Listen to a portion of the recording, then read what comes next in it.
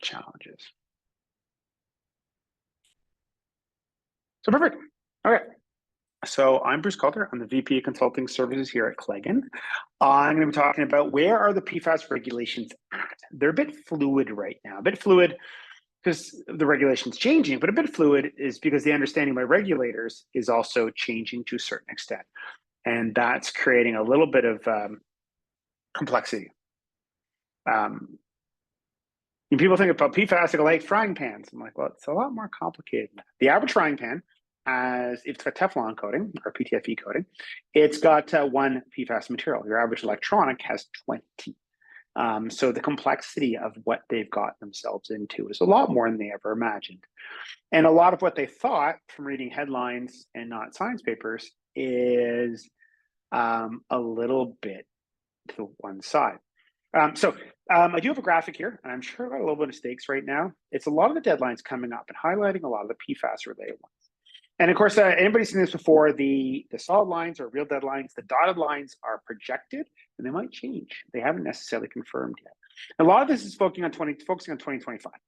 So I got to find a way to make the years stand out a little more here. But 2025 is that middle section. That's where a lot of the main requirements are really kicking in during 2025 and a little bit into 2026. So that's where we put a lot of focus. So I'm going to talk about a lot of things today, not necessarily in this order. I kind of list them this way to make a good list of all the things I'm going to talk about in the changing PFAS regulations, but I may or may not actually do it in this order. Of course, I'm saying that like I'm going to freelance what the slides are going forward. No, they're actually already made. I found it a little easier to describe it this way than I might talk about them in slightly different order. Now, it's all intended to be about 50 minutes. With about 10 minutes of Q&A. I went over a tiny bit this morning, and I was talking fast enough. There's a lot of material, so it might be a touch 3 minutes longer than originally planned overall, but generally should keep things going. So I'm going to talk a little bit about PFAS regulation off the bat, and the difference between PFAS reporting, PFOA restriction, which is a very specific group or family of long fluoro salts, and they're what's found in human drinking water, what's found in blood, not Teflon. You're not finding PTFE in people's blood. That would be spectacular. I'm finding very low concentrations of PFOA. If it's an urban environment, primarily from foundation and concealer. If it's a rural environment, it's either firefighting foam or surfactant used in mining dust. I know, not your products. And then we'll talk about PFAS restrictions, so broader restrictions than PFAS, which are few and far between, are being whittled down really fast. It's, when original people cause fear and say, hey, they're banning all PFAS in 2030 or whatever date. I'm like, that's their starting point. It's not going to end up that way. And I'll talk about that. I'll talk about the 2025 PFAS requirements. There's so many moving pieces right now. Let's not get carried away with, hypothesizing everything. Let's look at what you have to do for next year, because you're going to end up doing it this year to do it for next year. So that's what we're going to focus on. And then I'm going to, of course, talk about some of the two changes coming in Maine PFAS, the US TSCA, how to do it. Now, this part I'm going to go through a little bit fast because I have another webinar we've done on it. We do this all the time, but I'll remind you all the things you have to do for the US TSCA reporting and also who's not in scope. I'm going to talk about the EU PFOA restriction. I'm actually going to PFOA a little bit of detail, because there's a better than average chance that most of your products are not compliant with it. And there's a reason for it, or at least a large number. The chance of PFOA non-compliance in your product is very, very high.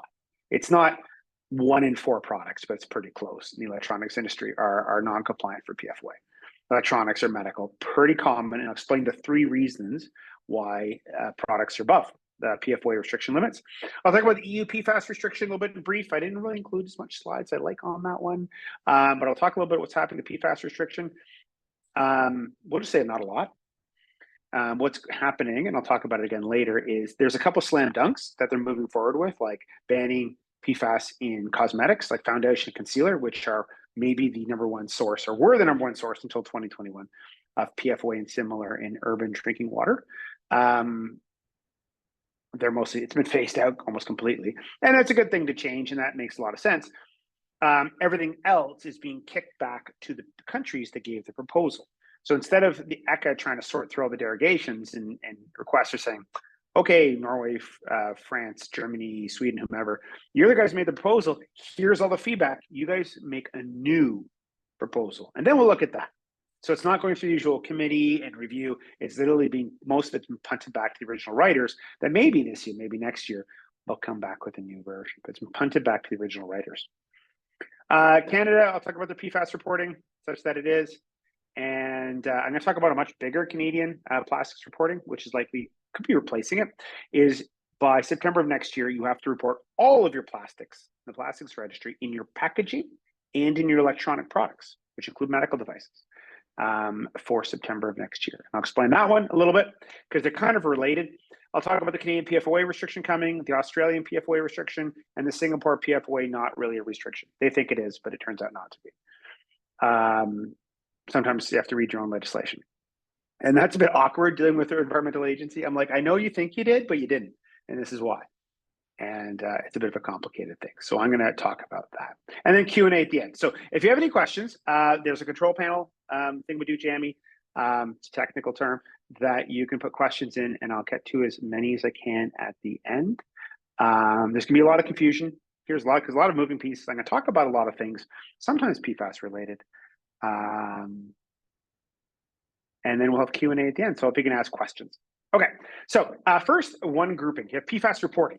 So, and you're reporting almost exclusively. So by the way, everything I'm talking about today is physical products. So if I'm talking about paint, I'm talking about paint on something.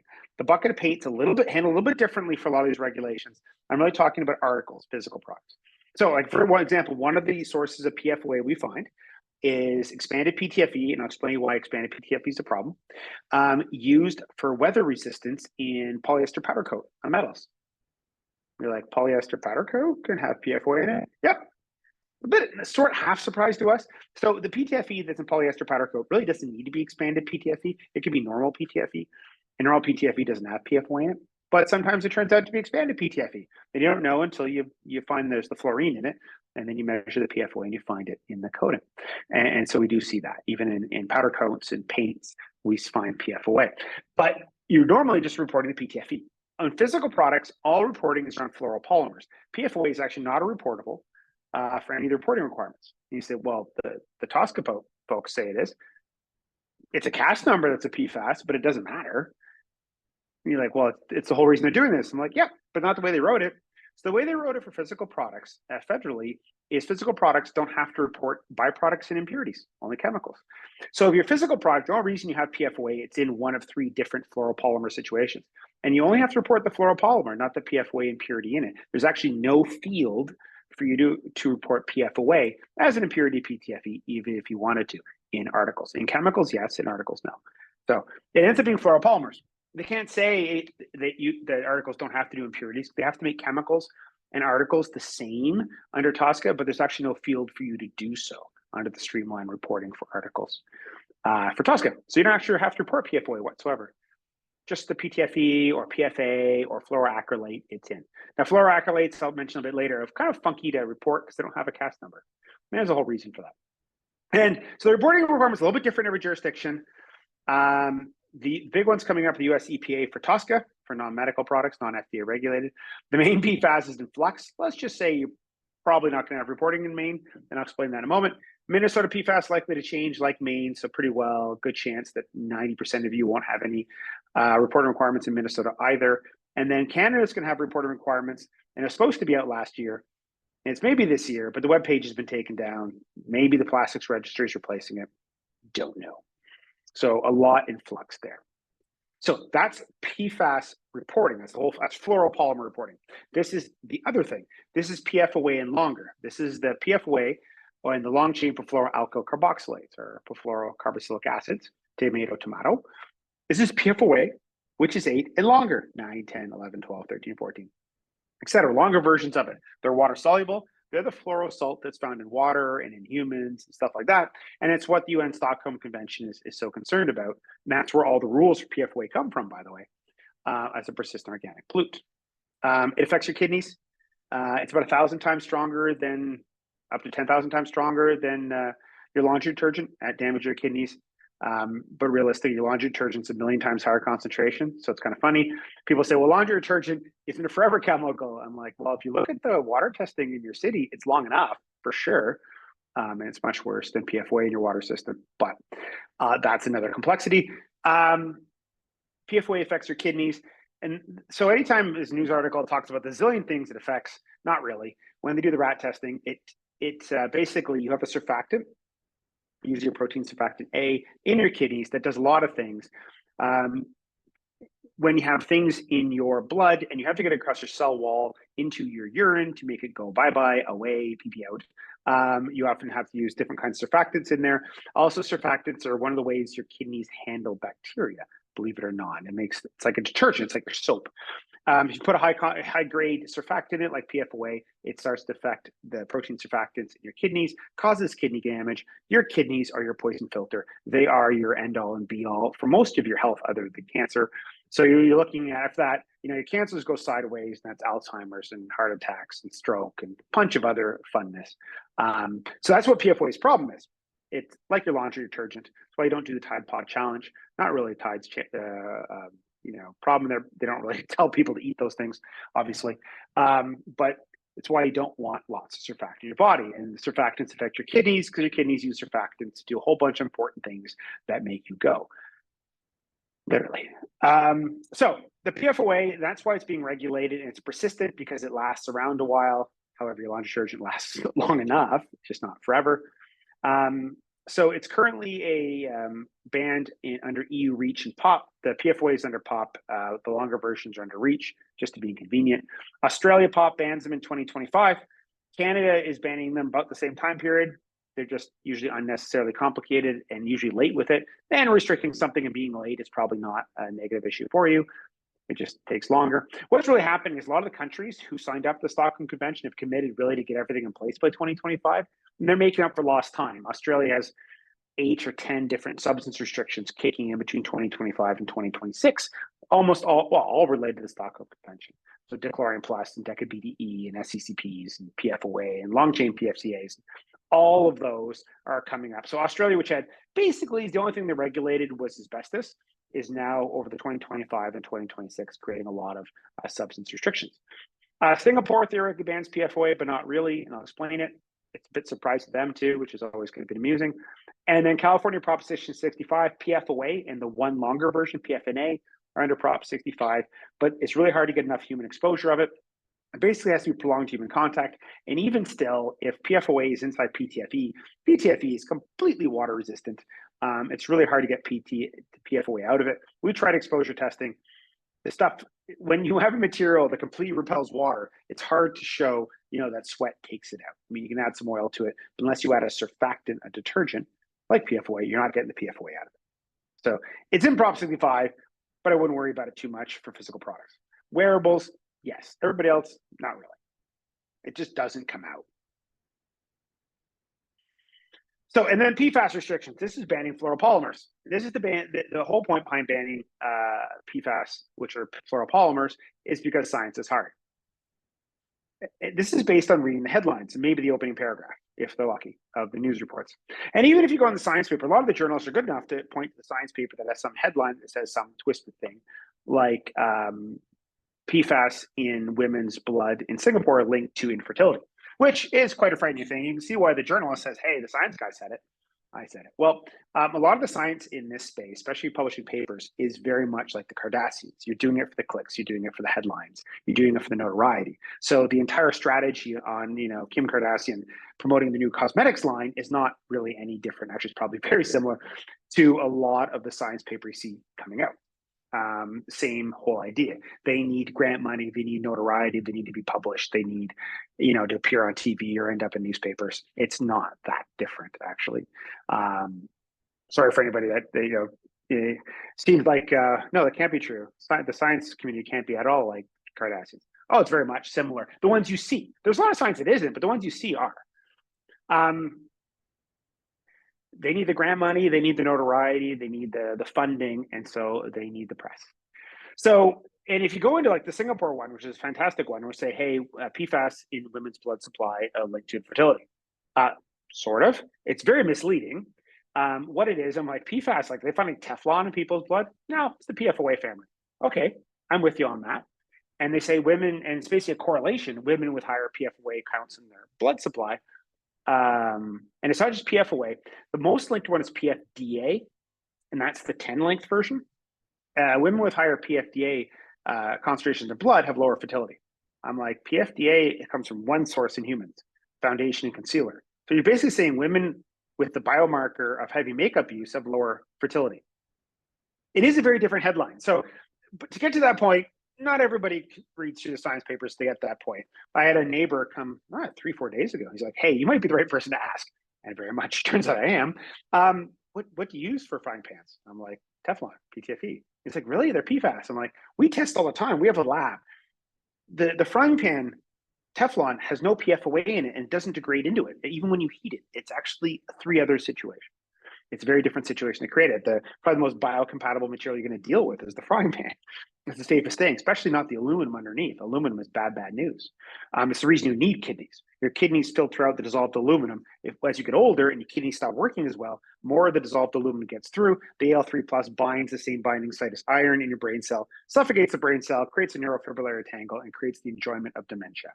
The way it works. Your kidneys, which there's PFOA, is a good point by there.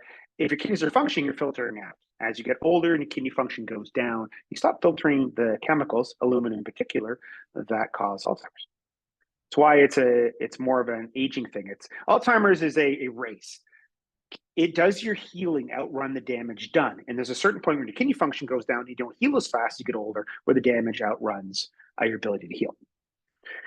Anyways, back to PFAS. I did say I might go for a little bit of a wander. It happens. It's probably the Alzheimer's. Anyways, so the EU is looking at the PFAS restrictions, and that definitely created a lot of fear in a lot of people. When it came out, I'm like, so first of all, our business, more restriction is good. But even I tell people, I'm like, yeah, you just wait on it. Definitely participate. If you don't put your 2 cents worth in, which we did a lot of submissions for PFAS, things will happen. Science is hard. You need to, put the science and data with them. And it needs to be on the table, and they have to justify why they're not doing it. It makes it difficult for them. So what they're doing with the PFAS is the slam dunks are moving forward in May. And they'll go through a number of steps, like getting rid of PFAS in straws and in cosmetics and in food packaging, places that don't really need it.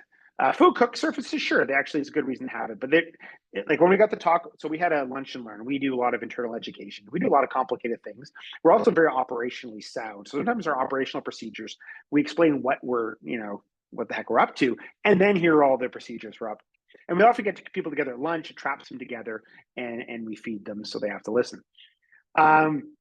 We had taco bowls, and hey, they're now not plastic anymore. I'm like, yeah, but they're paper, and they're not leaking through. There's only one reason that your paper is not leaking through.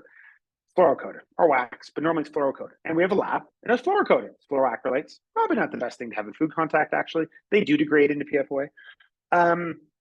So getting rid of it in that probably makes sense. It's not, there are other options. You don't really need PFOA. Cookware, your frying pan doesn't have PFOA in it at all, doesn't degrade into it, perfectly benign, protects you from much worse things in the frying pan. Especially when the US food contacting rules are so loosey-goosey or so old compared to the European ones, you can be exposed to lots of great bad things. There's some slam dunks. The non-slam dunks are being punted back to the original writer. So the actual proposal is not from the EU to restrict PFAS. It's from 5 countries, one of which is not even an EU country, Norway. They do participate though. And okay, here is everybody's feedback. You rewrite the proposal. So that restriction rewrite is going to take a while. I'd be shocked if it's this year. So we might not even be talking about general PFAS restrictions in your product again in Europe this year. We'll see. It would take one heck of a rewrite. They have a lot to go through. Minnesota is sort of banning in cookware. It's kind of complicated. It's the most hand-wavy legislation I've ever seen. Everybody's like, well, it's banned in cookware, and this is what cookware means. I'm like, they don't even know what cookware means. When in doubt, use the Webster Dictionary. It's pretty good. And because they've the more recent guidance, they said, you know what, we actually meant Teflon and cooking surfaces. We kind of wrote it wrong. I'm like, this is really interesting.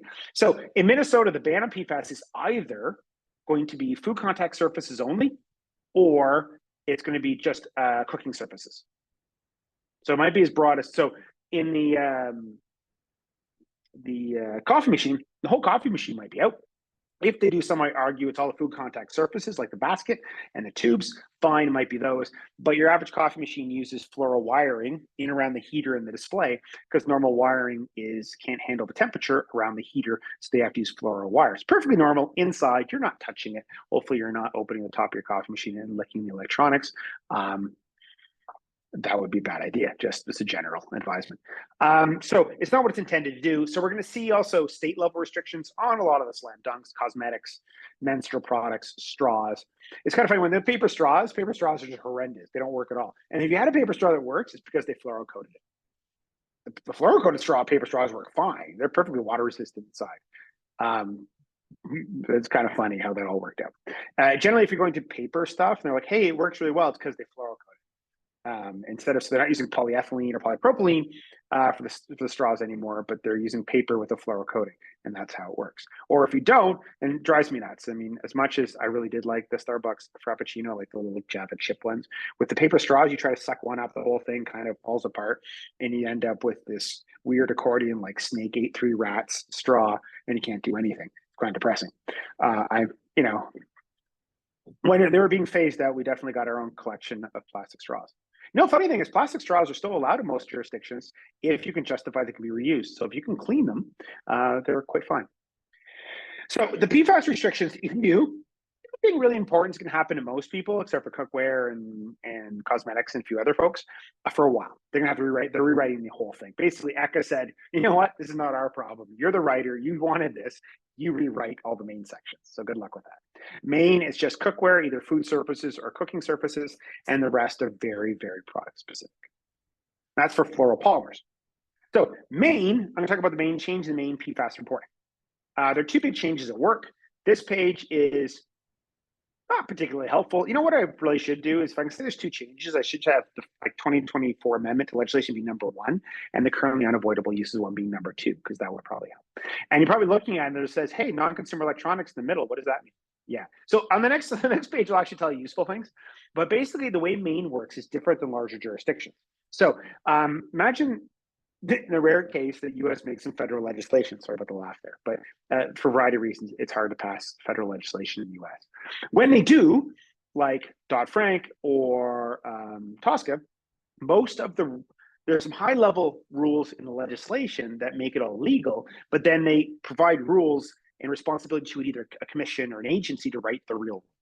So for conflict minerals, it's section 1502 of Dodd-Frank, but that section really has nothing in it of any real use. The rules you really follow are the final rule from the SEC. So the SEC creates the rules and updates the rules that you use. Same thing with TSCA, 2016 TSCA, the legislature gives power to the EPA to create rules and regulate or manage the risk of chemicals. And so what you're obeying for the TSCA reporting are the EPA rules. So changes are done internal to the EPA. And as long as the EPA or the SEC or whomever are following the rules they were given, they're allowed to create more rules. And that's really what you're obeying. Same thing on Proposition 65, OEHA, the California Health Agency, it has the ability to add new substances to Prop 65 under certain rules and create, safe harbor limits and all those kind of things without going back to the legislature. Maine, they didn't give an agency or a commission or someone else the responsibility of updating the rules. So every time they make an update to the rules for Maine PFAS, they have to go back into the legislation. So that's go back to the legislature again. Now in Maine, they seem to be quite capable to pass law, one reason or another. So this actually kind of works for them. So there are 2 amendments going through. One is just finished. I'll talk about the 2 of them.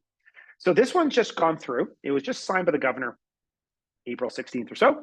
Passed the House and Senate a couple days earlier. There's a progress tracking if you click the little link there. So whenever you see that kind of bluish, purplish little underline thing, just click it, go into it, and you can see if you're really into that kind of thing as a PDF in the top, but it's where it went. It's done. So this one's basically in place. And amongst everything else it did, it now exempted from the section a number of products. The section, PFAS is a section of another environmental legislation. So the whole PFAS thing is a section. I know the U.S. legislation can be a bit complicated, not on the same scale as Canadian. There's some Canadian stuff where it's basically items, products in part 1 to 3 and category 8 need to report the plastics registry items in appendix 4, items 1 and 6 to 8. You know, if you actually just wrote who had to do what in one spot, that would be pretty cool. But yeah.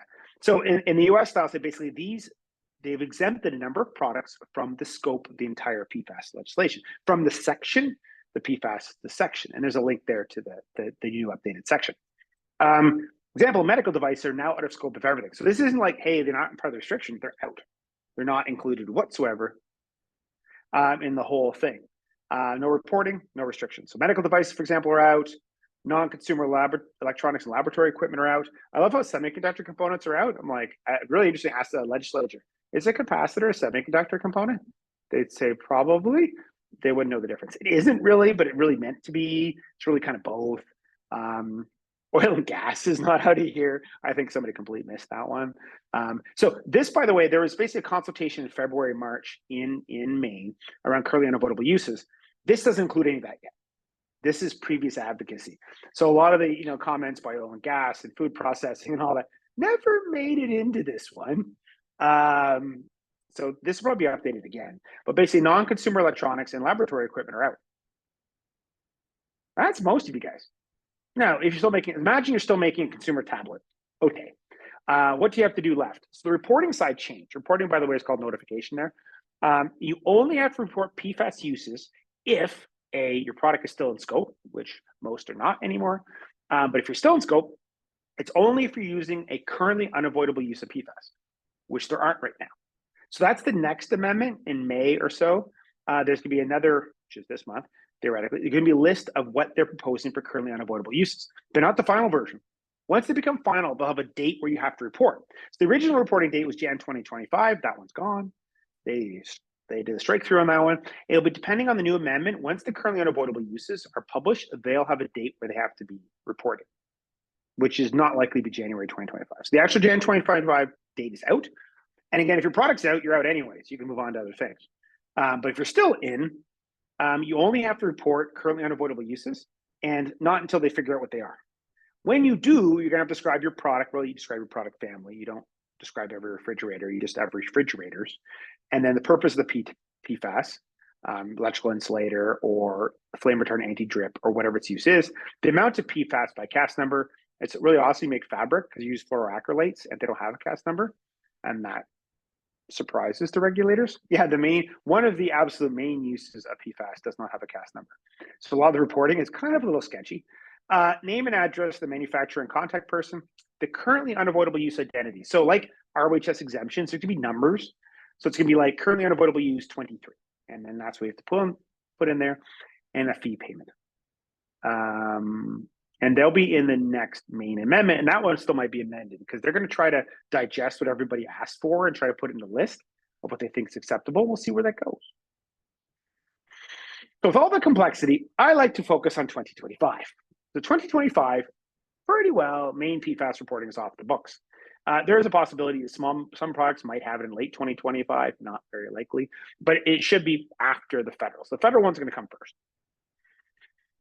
So really look at the federal reporting first. The PFOA and longer, LCPFCA, a restriction to reach and pop are in existence and kick in for medical devices in 2025. Everybody else has them right now. You might think, hey, I'm compliant for reach right now. Very unlikely.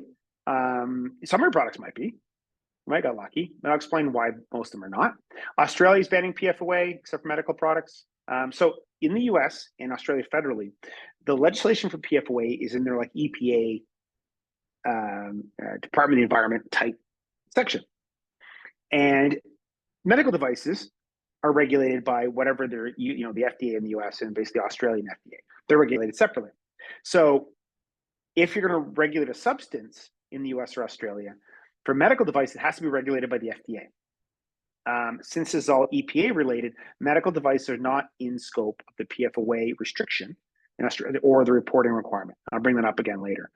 Canada, on the other hand, the Canadian prohibition, CEPA, is a joint of the Environment Canada and Climate Change and some other names, and Health Canada. So it's combined. So if there's a PFOA restriction in Canada, which is supposed to be published by now, but they haven't got to it, which I don't think anybody's terribly bothered, they haven't got to it yet, will likely include medical devices. They can specifically say medical devices are out, but by default, they're in because CEPA and the Canadian prohibition are both medical and non-medical together. They're basically a version of the EPA, Environment Canada, and the FDA and Health Canada are both parts of Canadian Prohibition and CEPA, Canadian Environmental Protection Act. And then Canada's supposed to have reporting for PFAS. It's actually supposed to put this stuff out this year for you to report, or even 2023.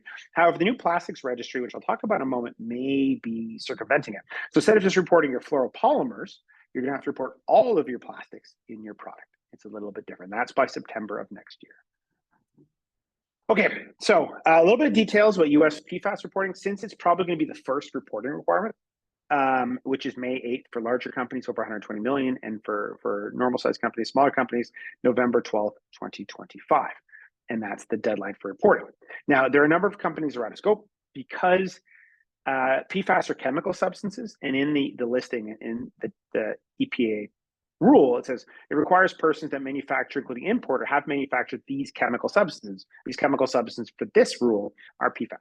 The word chemical substance is a very controlled word. Second you use it, if chemical substances are regulated in a product by a different agency, that agency takes over. So, for example, pesticides, chemical substances and pesticides are regulated by FIFRA. Chemical substance tobacco and tobacco products are regulated by the ATF. Radioactive materials are regulated by the NRC. And food additives, which includes food contact materials, pharma, drugs, cosmetics, or medical devices are regulated by the FDA. So if you're regulated by the FDA, you don't have to do the TSCA reporting. So medical devices you're allowed to. There's a non-TSCA field report, but they're not required to. It's only for EPA regulated stuff. If you do, and I'm going to show this a bit briefly and go a bit fast, I've shown this before. We really do the TSCA reporting. We do it in 3 phases. First, we identify the PFAS in your product. And you can use supplier data, but it's just, so for us, the way we look at it, we try to give you the most compliance for the least money. And supplier data is full of lies. It's so time consuming, so money consuming for this. And we know the data is wrong. That's actually a little bit of a problem with our certifications for quality and such. It's very incongruous if we have to hey, we know we're doing lies or untruths here. While we have a testing lab that can prevent lies and untruths, it's kind of hard for us to do. We do representative product testing, and you're like, well, I've got really big products and stuff. Well, there's a hybrid way to do it. We like it because it's faster, it's consistent, basically better and cheaper, which we're a big fan of. If you like the idea, of lower cost and better, it's our normal strategy. So you have to identify the PFAS in your product. You're also going to notice if you ever do it all the way to the end, which we've had to do for a lot of the project profiling, duplication is not really helpful. You know, 1 PTFE wire in there or 5, it doesn't really change the federal reporting. So I'm not terribly concerned about it. You have to know all your chemicals, fluorochemicals in your product and what they're used for and which product families have them. But after that, there's actually not that much interest. Oh, it's this many pounds or this size. Doesn't change your report. Then we have to create a chemical template. So articles are in it because physical products are under the same rules as chemicals as of 2016. However, everything's still built for chemicals in TSCA. So you don't report refrigerators, you report PTFE and FKM and PFA, you report the chemicals. So you have to create chemical templates of what PFAS you're using for what max concentrations and for what uses. It's also one of the reasons your PTFE wire outer jacket is for electrical insulation. It's a dielectric, it's an insulator. The little white end of a coax cable, it's quite different. It's PTFE as an insulator. They're the same category. They're the exact same. And then how many you have doesn't really change anything in the report. So it's more of knowing more of the uses and why they're there. And then you have to merge your sales volume. So we create a model. Anybody who works with us, it's actually really easy. When in doubt, come to us for the TSCA quoting. You might not even use it. You can ghost us afterwards if you want, but it'll really tell you how to do it. We literally, don't worry about also, complicated proposal. We'll literally look at what you make and say, this is how we're going to do it. Because this is also the way the EPA is going to look at it. They're going to look at your products and going, we expect this. And we'll basically say, hey, this is the work we're going to do. And give you details and costs. And don't worry about whether it's testing or not testing. It's just, this is how much it does to give you the answer. And this is how we're going to do it. This is how long it's going to take. And don't worry about writing a complicated RFP or anything. We'll literally tell you exactly what we're going to do right off the bat. Because we're looking at it the way the EPA looks at it. What would they expect to do? So this is how you do it. So identifying PFAS in products, we use representative testing. We don't really care what every refrigerator has because duplicate information really isn't helpful. And the standard of care for articles is reasonable. So what we do is we need to create the model for a refrigerator, and then we use it for all the refrigerators. One washer, use it for all the washers. One benchtop test equipment, use it for all your benchtop test equipment. It's close enough. And you'll see where, like, well, what if the numbers are off? Well, here's an interesting part. If you bring capacitors in, you're the importer of capacitors. Capacitors are the size of a grain of salt. That's one article you report. If you bring a refrigerator into the US, that is also one article. We'll say the granularity on that is not terribly concerning. What's important is the capacitor uses a fluoroacrylate coating in there, and the refrigerator has 5 or 6 uses of PFAS, and this is what they are, and these are the PFAS. So we choose a representative product from each product line. Generally, we test it. Larger products, explain in a minute, we do a hybrid approach, because sometimes there are things in the bill of materials that are so straightforward that why would you bother with any data gathering? It's a PTFE wire. Again, we don't really care how many PTFE wires you have it. So there we go. Or you have this really complex assembly and there's no way you can test it. And again, the supplier data would be very difficult. Well, you know what? Let's take the worst case situation. That assembly, your LCD display is going to have a fluoroacrylate coating for anti-smudge. They all have it. We'll just declare it. I could test it. We quite good at it. It has it. It always has it. One of the things about when you're testing, hundreds of parts a day and stuff like that here, we have a tremendous data set. It's amazing what you see, and it really does simplify things. So we do all this consultancy in the same house. We have a lab, which is also one of the reasons why we differ from what the authorities think a lot, because they've never tested anything at all. Anybody's making these laws have never tested a thing.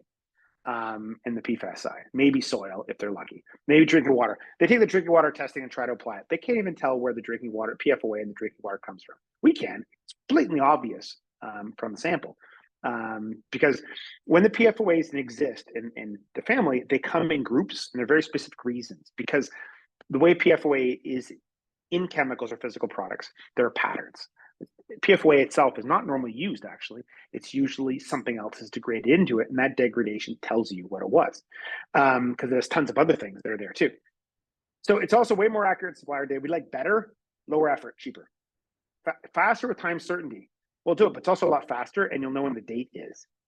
My date might move around by a week, but that's it. You're doing data gathering. Who knows when you're done? Who knows who's going to have what information?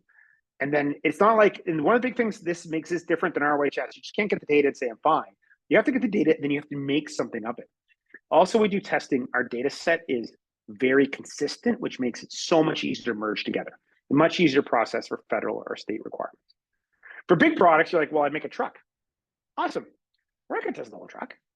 It's also very redundant information. We're going to look at your bill of materials. There's a whole bunch of things we're going to take right off it.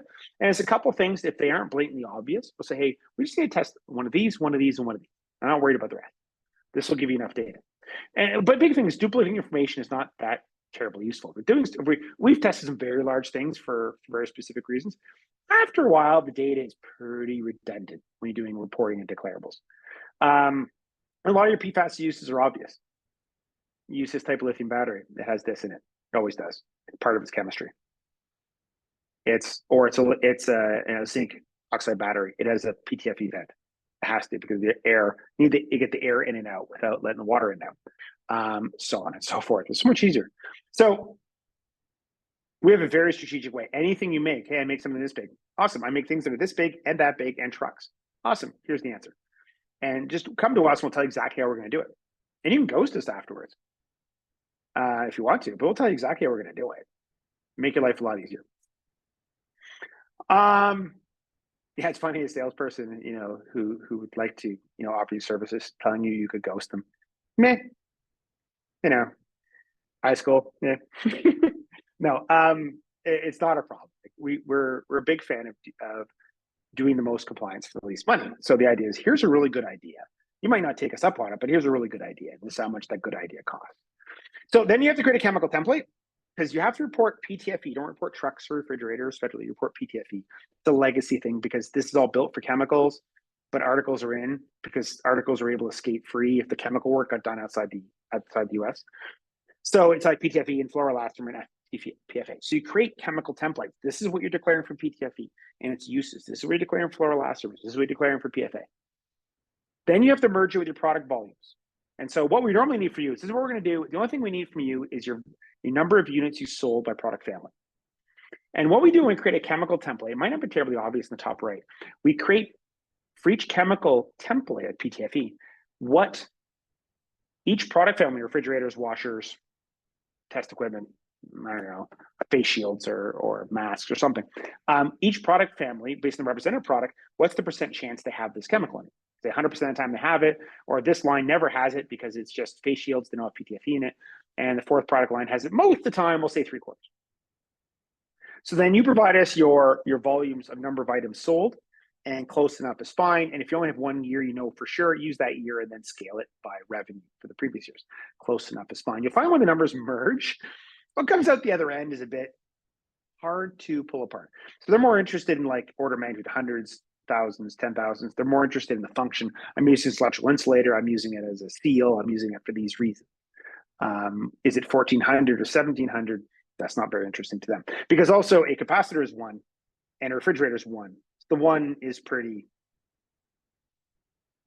special. Anyways, so what you end up needing is what's on the right. Now, the bottom right is 2 options. You can do it by number, report by number of units, or by tonnage.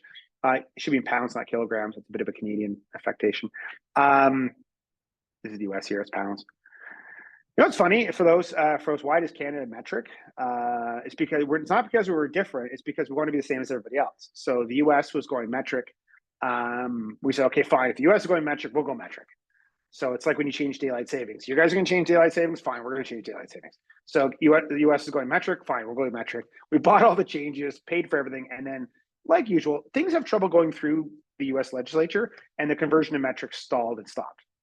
But we've already bought everything and changed everything, so that's how we end up being metric. We went metric because the US was going metric. Just one of those funny things. So PTFE, you report all the things we talked about before, the cast number, the max concentration of product. That's also why we're not terribly worried about the concentrations. You report the max concentration. Once you get over 0.1, you're using the 0.1 to 1% category. You're under 0.1, it's the under 0.1%. It's over the weight of the refrigerator. Not very exciting.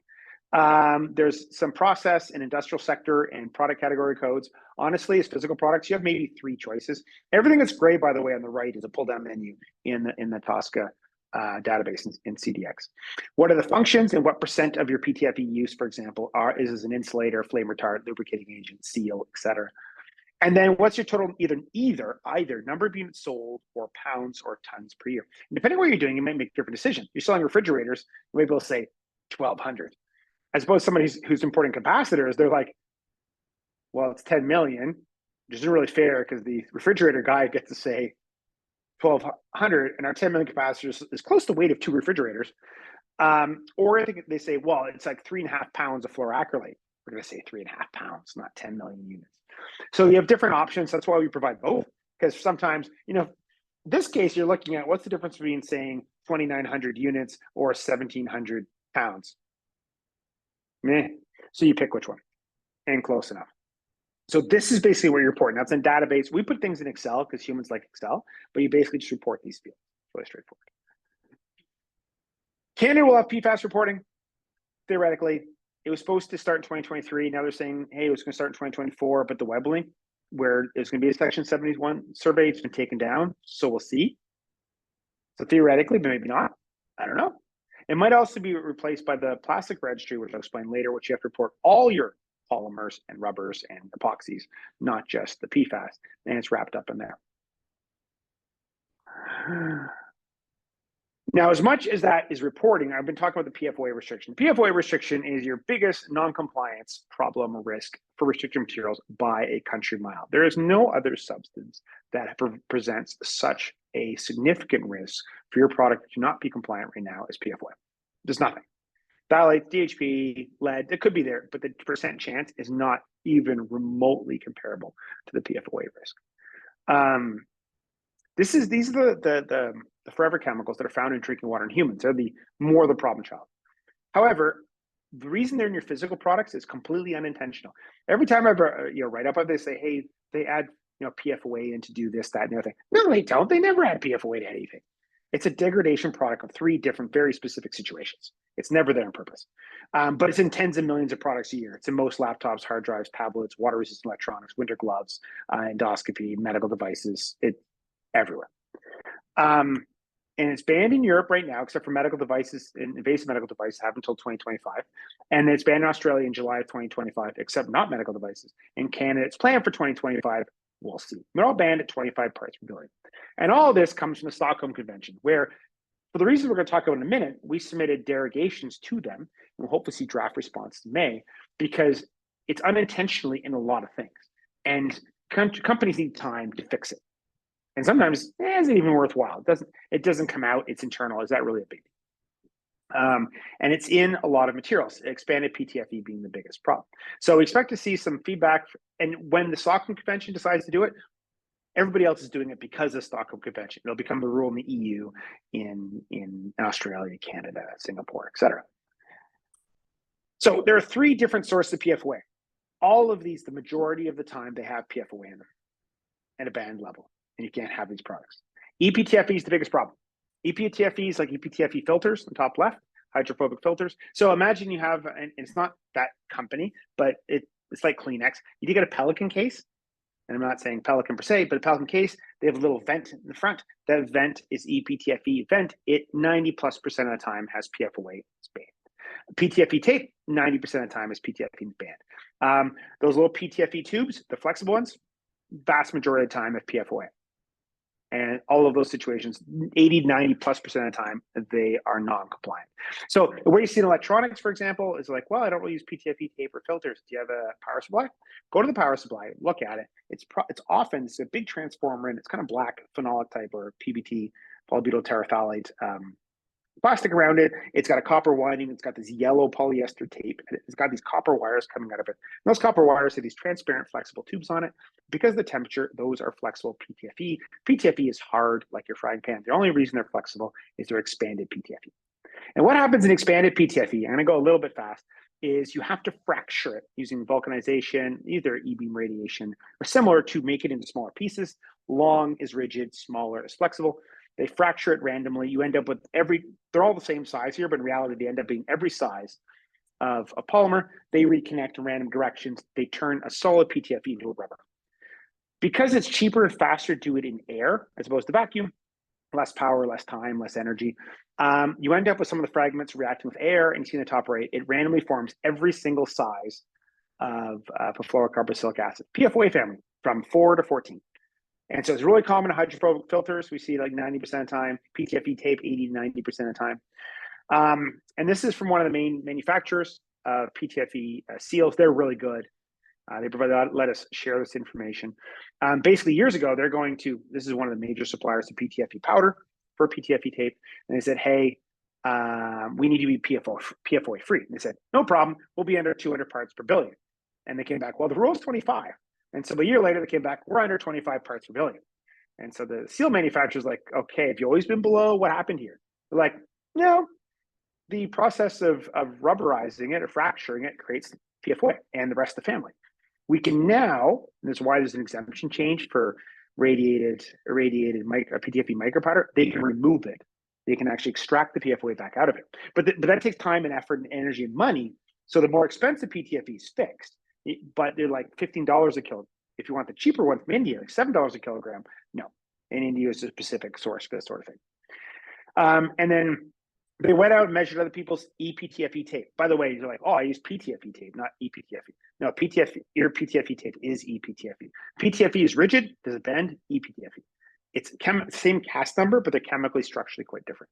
And it has PFOA in it. So they tested everybody else's tape. They've taken the effort. They're non-detect for PFOA. Everybody else is above. We see the same thing.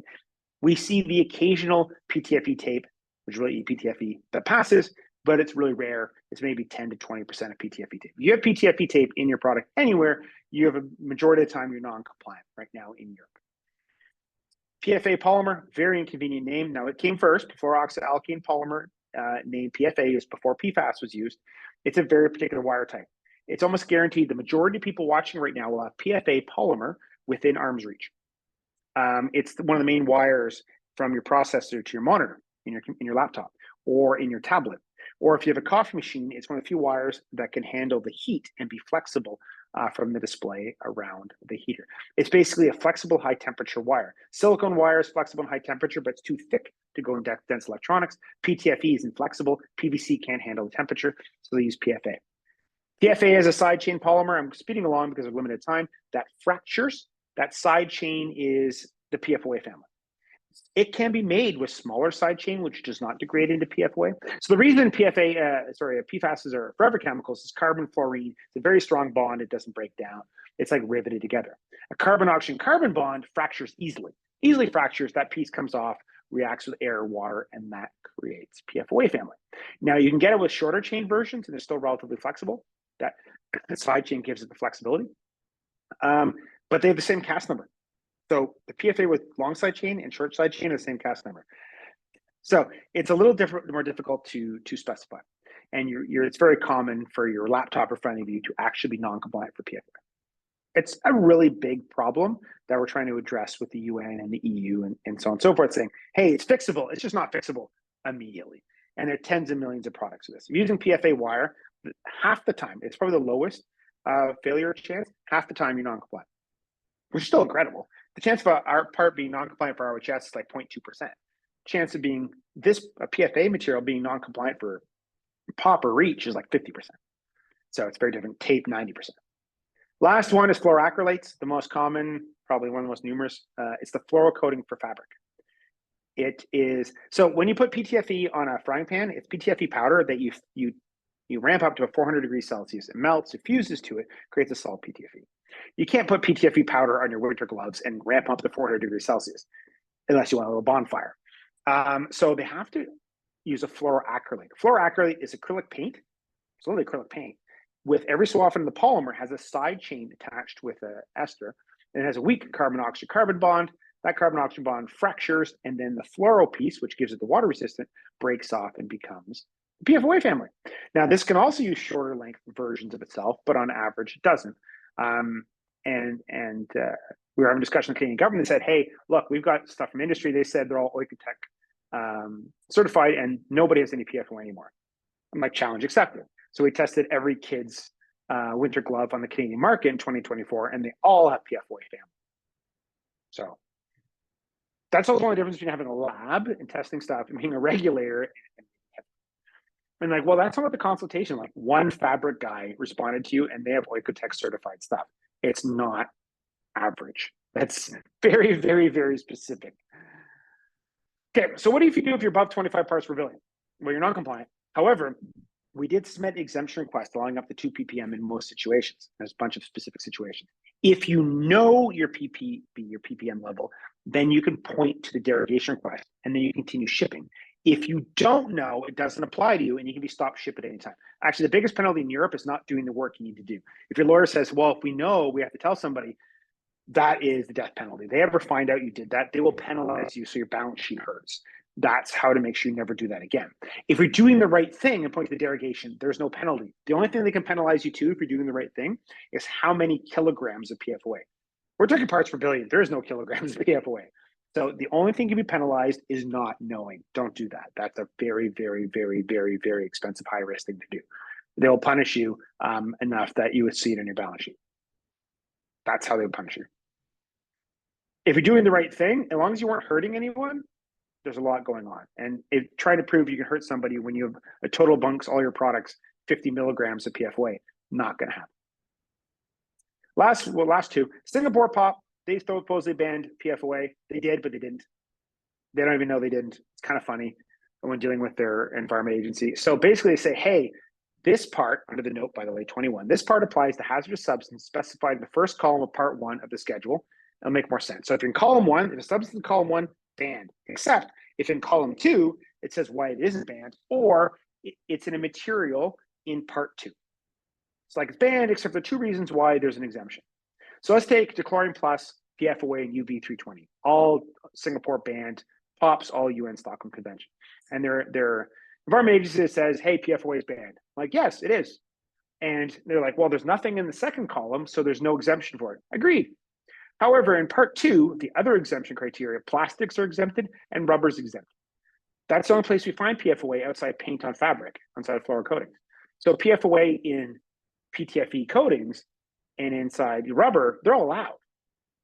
They're like, well, that's not what we meant. I'm like, well, that's what the law says. So, and that's what the current law says. And the nice thing about Singapore, all their laws are kept up to date and are all online. So PFOA is banned in Singapore, except for not where it's used, with one exception. Paints are exempted unless it's for PFOA. So fluoroacrylate coatings on fabric are still in. You can't have PFOA in those. That's where you can't have PFOA. But you can have PFOA in a PTFE tube, in a PFA wire, in an ePTFE tape. That's allowed because those are plastic or rubbers. As a paint or coating, it's not allowed. So that's the one thing. You can't have it on mittens. I'm not sure how much winter mittens are a problem in Singapore. But if you make a medical device and you have like a fabric carrying case, it's usually waterproof coated, and that's normally fluoroacrylate. So in summary, Dechlorine Plus, UV328, Dechlorine Plus, a flame retardant, UV328 is UV stabilizer, and PFOA, which by the way, are all REACH SVHCs too, are banned in Singapore, except for the ban does not apply to when they're in plastics or rubber, which is the main uses of Dechlorine Plus, UV328, and accidental use of PFOA.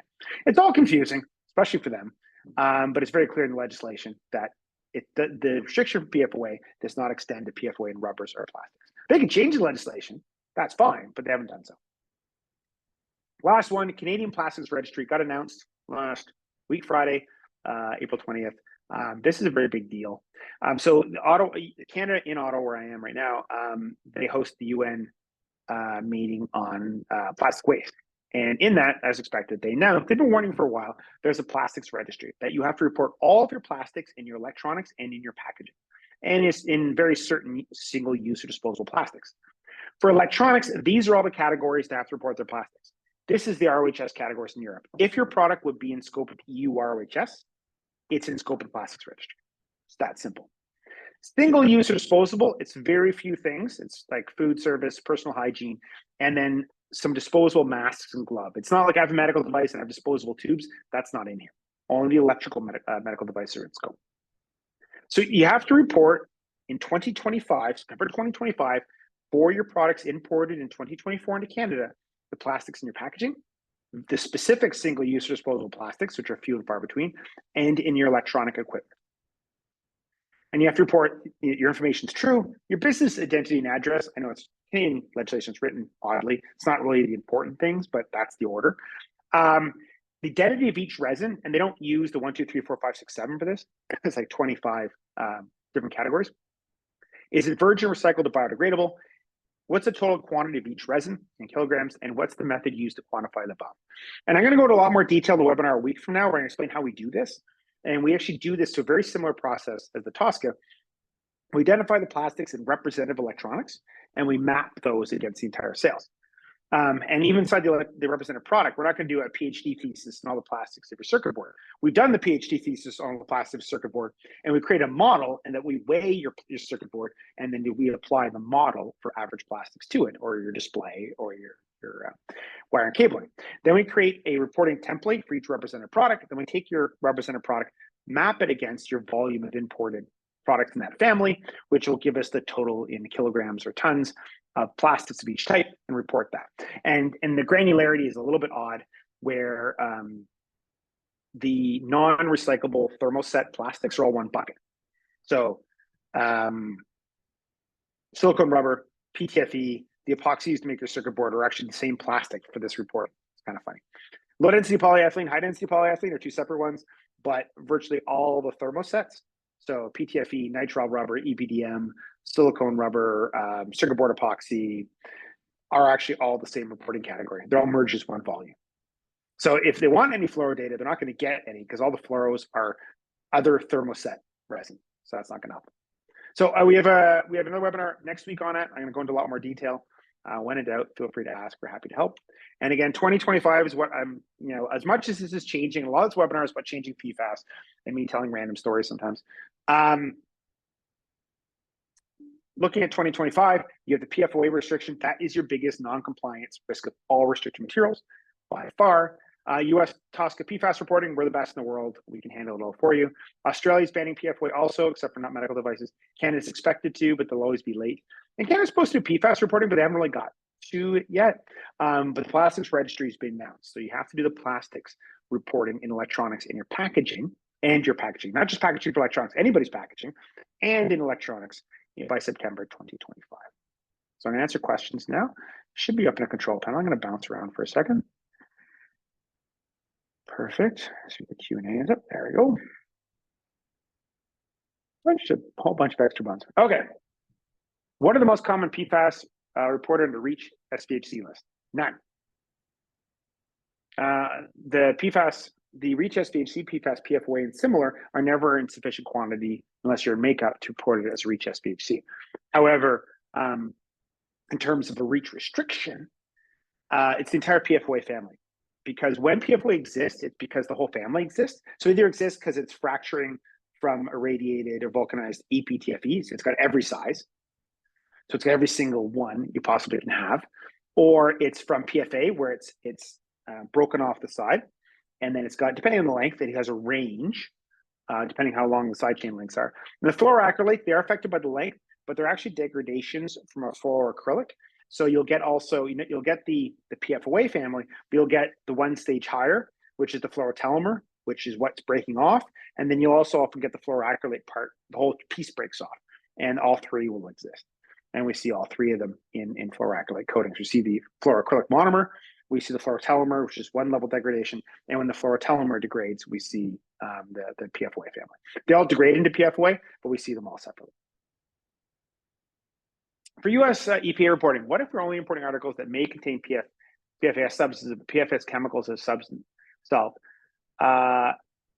If you're only importing articles, you have to, articles and chemicals are both in. Articles just have a different reporting form. So if you're bringing in refrigerators, you have to report your PTFE, your FCAM. You have to report your chemicals, even though they're in your physical product. So physical products are in scope, chemicals are in scope. Physical products have a different reporting form where you just report the PFASs and the volumes of it in your products. Oop, I hit lots of buttons. I gotta remember not to hit that button. Sorry, if I'm looking at the Q&A, I should touch it. I do understand if we import chemicals, make articles internally, yes. So if your articles are, you're importing physical articles, that's what's in scope. If you're assembling articles from parts or components from distributors in the US who brought it in themselves, you don't. It's actually for the products you import. And you say, hey, I do both. It's a whole way to map the. So imagine you integrate or assemble refrigerators in the US, and you also import some refrigerators to sell. We'd make your TSCA reporting declaration based on when you import. And then if you say, hey, of the ones we make in the US, we only import 10% of the parts. So instead of worrying about the detail, we're going to use the Chinese model and then add in 10% of the importation volumes. 10%, sorry, of your locally manufactured. So basically, if you're importing, we're gonna make your model over and say the one you're importing from China, and 10% of your parts of your US made, assembled, a product we're imported, we'll say, hey, we're gonna use the Chinese one as the model, use all of its volumes, and then add 10% of the US volumes into the Chinese product declaration. It's a lot easier. Semiconductor equipment is excluded from ROHS. Are they in scope for the plastics registry? No, it doesn't look like it. It looks like there was an exemption for large-scale industrial and industrial tools from the placket. So it's basically, if your product was in scope of ROHS, you're in scope of plastic registry. If it would not be, you're not. So large-scale industrial tools, there's actually even a comment in one of them that's not in scope. Regarding the Canadian plastic reporting, does the packaging only relate to electronics packaging, or is it all product packaging? All product packaging. So electronics and any products packaging, irrespective of whether it's electronics or not. For Canadian plastic reporting, you say it's applicable for medical device packaging? Yes, it's everybody. Medical devices are specifically called out as one of the categories. So it's packaging and the medical devices. They're both in scope. If the medical device is electronic, it's in scope. The medical device is a one-shot consumable and it's not in the single use, which I'm pretty sure it won't be. It's out. It's only all medical packaging is in scope and all medical electronic devices are in scope. Pretty well nothing else is. So if you're just sending in catheters, it's just a catheter product packaging. You're sending an endoscope, which of lighting, electricity, it's the endoscope and its packaging. So it's medical device packaging is all in, everybody's packaging's in. And medical device electronics are also in, but not catheters. So even though they're single use, they're not in the single use list unless they have electronic function. Oh my goodness, I keep hitting buttons. Sorry about that. It's probably going to give people oh, look, I'm saying great things about myself. Okay. So are housewares, nonstick pots, pans excluded from TSCA reporting? Yes and no. So if it's FDA regulated, it's out. For food contact materials, only the food contact surfaces are FDA regulated. The rest is not. Frying pan's a bit complicated, but say a coffee machine, the ones that touch the water coming in, the basket, the carafe, they're all food contacting. They're out. The rest of the coffee machine, which is not food contacting, like the PFA wires in the display or in the power supply area, are in. So medical devices, the whole shooting match is out of scope for reporting, including for TSCA, it's packaging. Canada, they're in. US, they're out. Food contact, it's only the food contact surfaces. So it depends on the frying pan. If you argue all of it's food contact surface, fine. And in many cases, the frying pan, the only fluoro is the food contact surface, so it's fine. You don't have to report anything. But your coffee machine can have fluoros for other reasons, as could your toaster and other, not in a food contacting situation, related to the wiring for heat resistance. Is Canadian packaging for retail packaging or also for B2B? Everybody's packaging. Everybody's in. There's no B2B, B2C, whichever. You bring packaged product into Canada, you have to report the plastics, not the cardboard. Cardboard's fine. Paper's fine. Only the plastics, styrofoam, the tape, poly bags, that good stuff. Can PTFE cookware be produced without the use of PFAS? Well, PTFE is a PFAS. So can a fluoropolymer cookware be made without PFOA? It always is. It never has PFOA. There's a whole chemical reason why it doesn't have it, nor does it use it. It does use a smaller surfactant of the PF similars, so Gen X often, or smaller, to create it, but it's not a forever chemical, not regulated. But the actual PTFE does not have PFOA in it. There's no good reason to add PFOA to make it, and it doesn't degrade into it, even at higher temperatures. It just doesn't have it. So PTFE, a Teflon fry pan, PTFE is a PFAS, it's a fluoro, but it's not the PFOA dangerous ones. It doesn't have any of the fluoro salts in it. Great questions, and thanks for everybody attending. If I didn't get your question, my apologies. I'm way over time. Feel free to reach out, and I'll be happy to help. And I look forward to hosting everyone again soon. We definitely have the plastics registry webinar next week. Thanks again. Look forward to hosting everyone again soon.